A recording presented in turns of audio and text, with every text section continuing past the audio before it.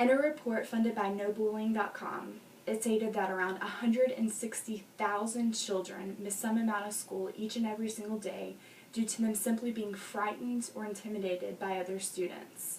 After looking at the statistics, it is apparent that due to bullying, children are left unmotivated and unwilling to go to school. I can remember back to middle school and high school and just how prevalent it was just all around me and the school itself. Although some may disagree, bullying is still a persistent issue in many schools across the United States. I will explain why students and teachers should strive to create a safe environment at school and to help alleviate the problem. However, I'm also aware that most states have passed no bullying laws already, but I will show you the downfall as to why those aren't working currently. Bullying is not solely affecting one individual, but it's affecting the entire society. As bullying continues to be a problem, an increase in psychological damage rises as well, for both the victim and the bullies. Forbes magazine released a study by JAMA Psychiatric in which they determined the psychological effects of bullying and being bullied by peers in childhood and adolescence last well into adulthood.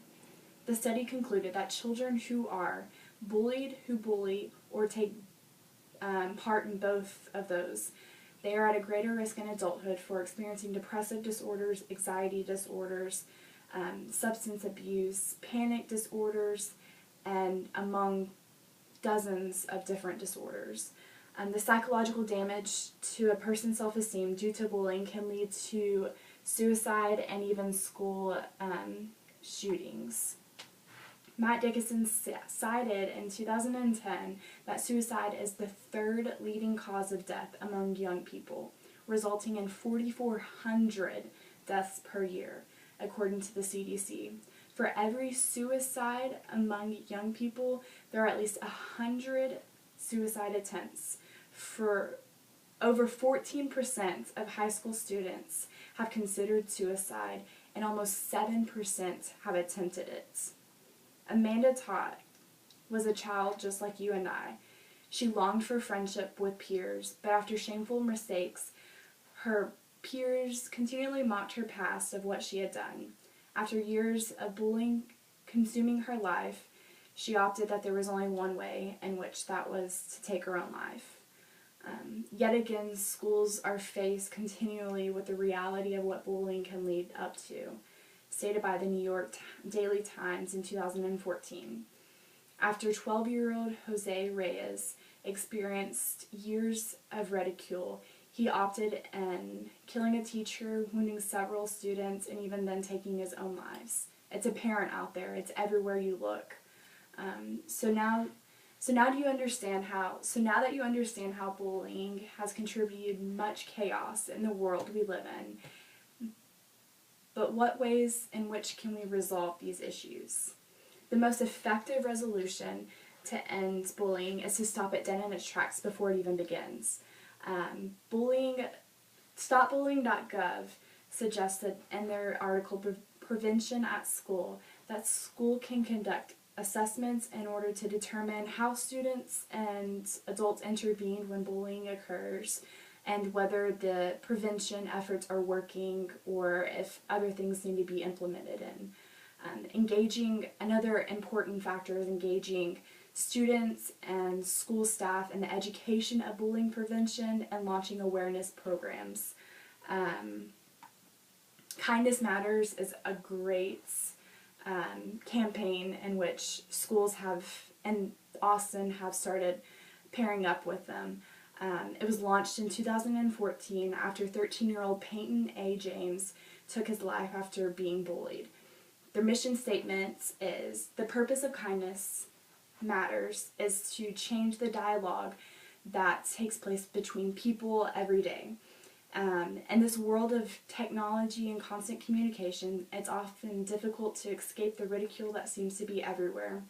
They strongly encourage and they establish the importance of what it means to be nice to one another and how just a simple kind word or just simple gesture can truly be a positive outlook in people's lives and can truly change lives. Another aspect to solving bullying is creating a safe environment for children to be accepted for who they are individually by reinforcing positive social interactions and inclusiveness and loving all walks of life, no matter where you've been, what you've been through, who you are individually. You're just creating a safe environment for everyone. And although you know now how to effectively reduce bullying occurrence, I will touch base on why the laws that have been passed to prevent bullying in schools are not very effective. There are a few concerns as to why state laws can't even reduce the bullying statistics. As of November 4th of 2013, 49 states had passed an anti-bullying law, but why have the numbers decreased in bullying? Good question. First, there's no federal law specifically designed against bullying. So they're trying to find loopholes in order to prosecute specific kinds of bullying. There's no sets determined this is what bullying is, so they're trying to find loopholes in order to distinguish what bullying is. And then second, schools haven't developed a change in their school climates, such as changing the social norms and values of the school so that bullying is no longer acceptable. Third, the students are confused as to what the broad definition of bullying consists of. So examples are cyberbullying, physical bullying, verbal bullying, and covert bullying. There's such a broad definition of bullying that students often get confused of what is the true bullying definition. And then finally, some students often fear that the punishment of what the bullies are going to do if they find out that they've told or expressed to an adult that they're being bullied. As the speech has progressed on, I presented the flaws of the laws passed in the 49 states.